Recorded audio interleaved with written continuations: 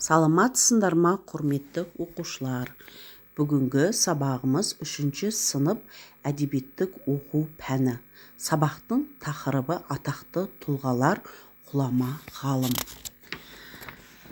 Бірінші тапсырма: Әл-Фараби туралы не білесің? Ол туралы қандай шығарма оқығаныңды есіңе түсір. Суретке қарайық. Суретте Әбу-Насыр Әл-Фарабидің суреті бейнеленген. Ары қарай кеттік. Екінші тапсырма: аңызды түсініп оқы. Сағыныш сазы.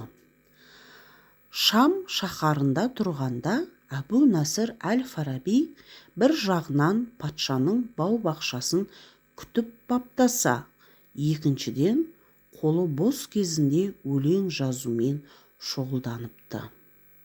Бақшадағы қауыз жанында кілемше үстінде құс жастыққа шынтақтаған ол ой үстінде отырады.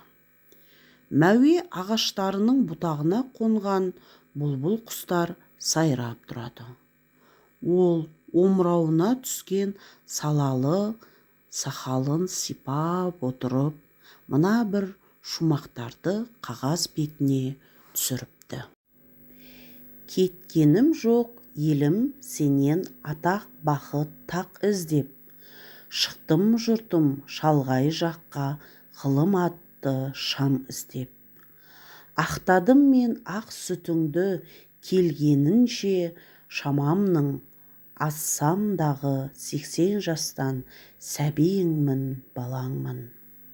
Жүзім сынық көңілсіз күйге түстім мен бүгін, саған деген серпе алмаймын ынтазарлық түндігін. Айналайын атам қыпшақ туған жерім, сағындым, өз атыңа, үрметіңе қайда жүрсем табындым. Бұл жолдар әрі ғалым, әрі шайыр бабаның жасы 80-нен асқан шағындағы туған еліне деген сағыныш сазы болса керек. Ары қарай кеттік. Шаһар бұл қала деген сөздің мағынасын білдіреді. Ынтазарлық сағыныш, құштарлық.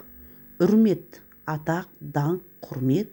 Шайыр суырып салма, ақын деген сөздің мағынасын білдіреді. Үшінші тапсырма: мәтіннен Әл-Фараби отырған бақша суреттелген тұстарды тауып оқы. Осы үзінді бойынша қандай сурет салар едің? Бұл жерде Әбу-Насыр Әл-Фараби мәуе ағаштарының астында отырған еді. Бұлбұл құстар сайрап тұр. Сол бойынша оқушылар әдемілеп бау-бақшаның суретін салар едік. Төртінші тапсырма: ғажайып бақта отырған Әл-Фараби неге көңілсіз деп ойлайсың? Өйткені Әбу-Насыр Әл-Фараби өзінің туған жеріне деген сағыныш сазын жеткізіп отыр еді. Өзінің туған еліне, жеріне деген сағынышын осы бір керемет өлең жолдарымен жеткізіп отырды. Туған жерін сағынған, соған көңіл күйі болмай отырған еді.